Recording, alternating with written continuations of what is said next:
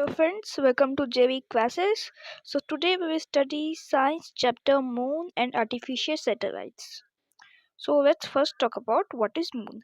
The Moon is the Earth's only natural satellite.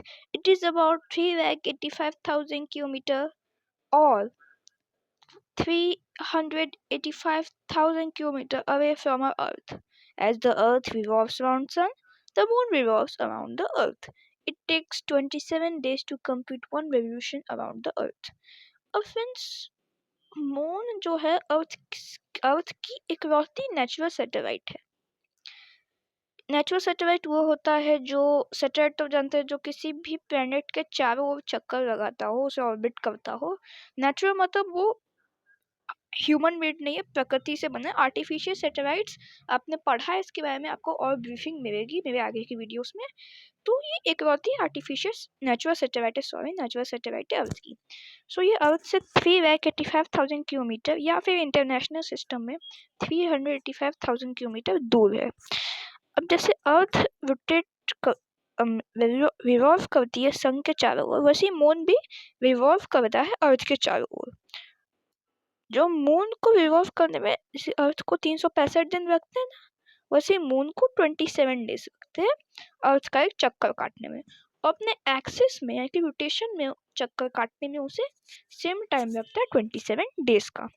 Next है surface of the moon. ये थोड़ा hard है, आपको आप ये समझ जाएंगे। So the moon is cold and dry with rocks and huge mountains on it. There are large circular hollows called craters on the moon. The rock that was brought back to the Earth by astronauts shows that the moon's surface has a layer of dark grey dust. There are no air and water on the moon, hence, there is no life on the moon. Due to the lack of atmosphere, the moon experiences extremes of temperature during the night and the day. अब जो moon है वो बहुत ठंडा और dry है, उसके ऊपर बहुत सारे रॉक्स और ह्यूज माउंटेन्स है।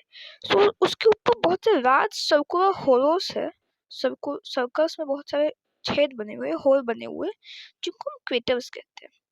तो जो रॉक एस्ट्रोनॉट हमारे लाए हैं मून से, उसमें ये पता चलता है कि मून के सरफेस में एक लेयर है डार्क ग्रे डस्ट की।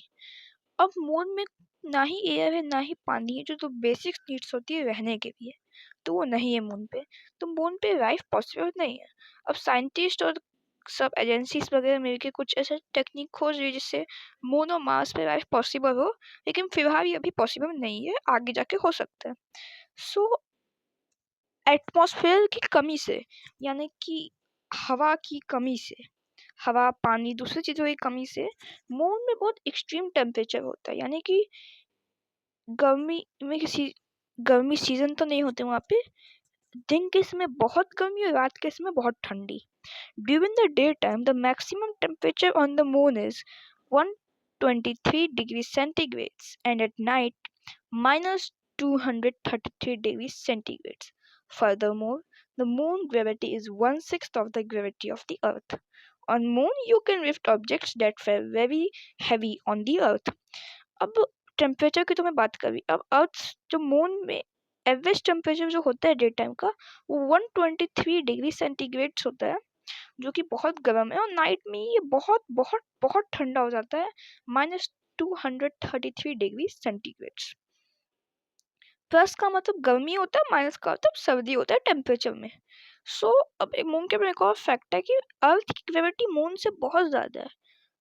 मून की ग्रेविटी अर्थ के मुकाबले सिर्फ 1/6 है, कि मून अर्थ की ग्रेविटी का सिर्फ 1/6 पार्ट होल्ड करता है, 6 पार्ट्स में से सिर्फ एक पार्ट। तो जो आपको मून में आप वैसी चीज़ें उठा सकते हैं आपको अर्थ पे बहुत हैवी लगती है, और मून में आप बहुत लंबे लंबे डिस्टेंसेस एक बार में जंप कर सकते, उड़ सकते हैं, क्योंकि मून में ग्रेविटी बहुत कम है। सो अगर अर्थ पे किसी का वजन बहुत ज़्यादा है, तो मून में उसके अर्थ वाले वजन का सिर्फ 1/6 होगा।